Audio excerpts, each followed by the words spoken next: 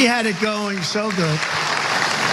And then think of it, they come in, they said, come into the United States. They stopped the wall construction. We had built hundreds of miles of wall, but they stopped the construction. 3 weeks, it could have been the addition, because we added a lot more than we originally said we were going to do. We had to wait 2.5 years because the Democrats sued us. We had 11 different lawsuits. We won all of the lawsuits. I actually got a lot of the money. I took it out of the military because I consider it to be defense of our country. What's coming in it's an onslaught, what's coming in. And we did all of those things, and then they come in, and what they've done to this country is incredible. Even staying out for medical reasons, you know all about that. Stay out for medical reasons. What is Donald Trump talking about? Is this 2023? Is it the beginning of his launch of his campaign? I mean, not necessarily his launch. The guy campaigning in 2024 already, rehashing stuff like border walls, those filthy immigrants that I hate so much, bro. You already hit that. We saw that happen back in 2015. I guess that works for you. He doesn't know how to change that. But he does have a bit of a coalition behind him.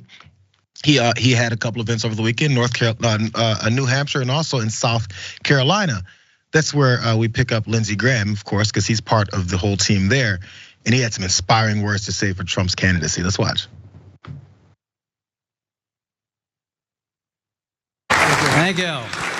Well, he did it once, he can do it again. And now why we're here. Yeah. So, Mr. President, I started my political career right there.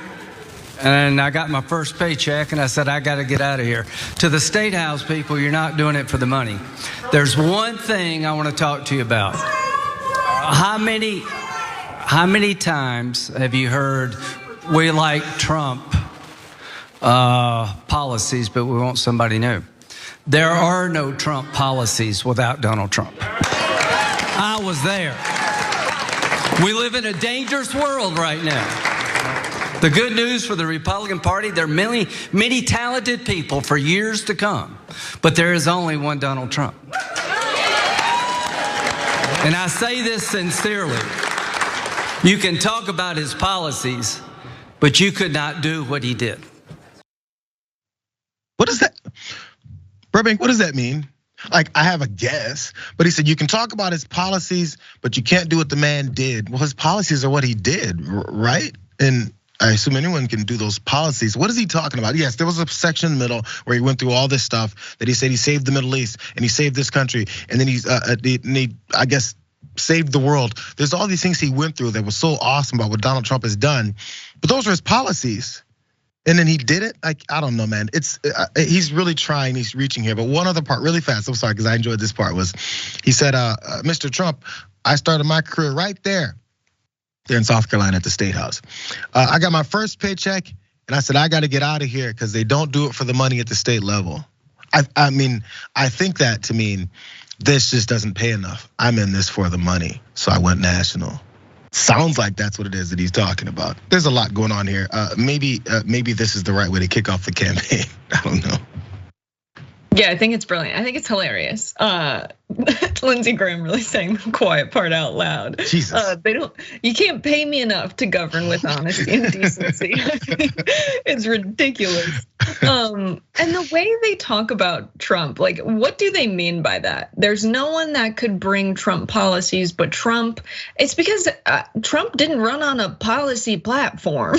He ran on platitudes. No one can govern like Trump because there are no policies. Draining the swamp isn't a policy. Saying ridiculously white supremacist things that no one will else dare say is probably what Lindsey Graham means when he says that. And I would love to ask any Trump supporter to just translate the stuff they say in these speeches. Like, what does that mean to you?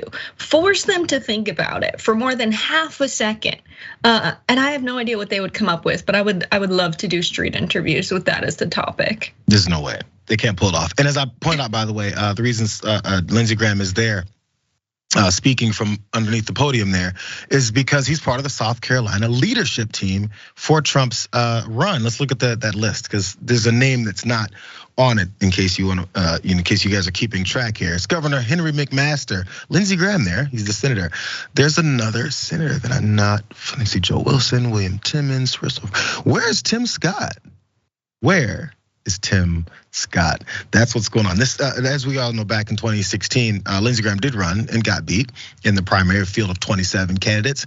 And Tim Scott appears to be one of those that's gonna put his name in the hat again. Do you think Donald Trump doesn't want both senators, both Republican senators that are from South Carolina there and represent him and part of that team? He's not there. This whole thing's gonna shake up to be something much different than I think people had previously thought. But I did want to notice that one thing there. But one more part here about this whole thing, because again, this launch isn't what I think many people expected, at least is kind of what I expected though, and the low energy around it. There's one more part here because he did, I think this is when he was speaking on the airplane, and there's some other opponents outside of the potential of Tim Scott, Nikki Haley and Ron DeSantis, that are in the forefront of Donald Trump's mind because it looks like they're definitely on board too. Let's watch him try to disparage them because he's got to get rid of all opponents before this thing starts. Let's go. Nikki Haley called me the other day to talk to me. I talked to her for a little while, but I said, look, go by your heart if you want to run. She's publicly stated I would never run against my president. He was a great president. Florida was actually closed for a very long period of time. Remember, he closed the beaches and everything else. They're trying to rewrite history. They're trying to rewrite history. Nikki Haley said she's not gonna run against her president. Bro, why can't, take on all challengers, right? She said she wasn't, but we know how that whole thing works, and somehow that's gonna derail people. But Ron DeSantis, definitely, he shut down that state. Many people don't realize that. Oh, this is the line of attack. I almost can't wait, but I can though, because I'd have to deal with these folks for another year and a half. Last thoughts here, Burbank? I love how he says you don't get to rewrite history. It's like he has no sense that things can change over time, that the people who used to support him can get new information and new events can occur that cause them to no longer support his bid for the presidency. It's ridiculous. It's like if I were to go and cast a ballot and Trump said, women can't vote. It's like you're trying to rewrite history. No, sir, things can change over time. It's so sad. He's in such denial.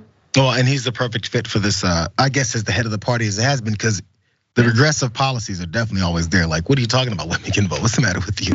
We got to go back to the purity of America.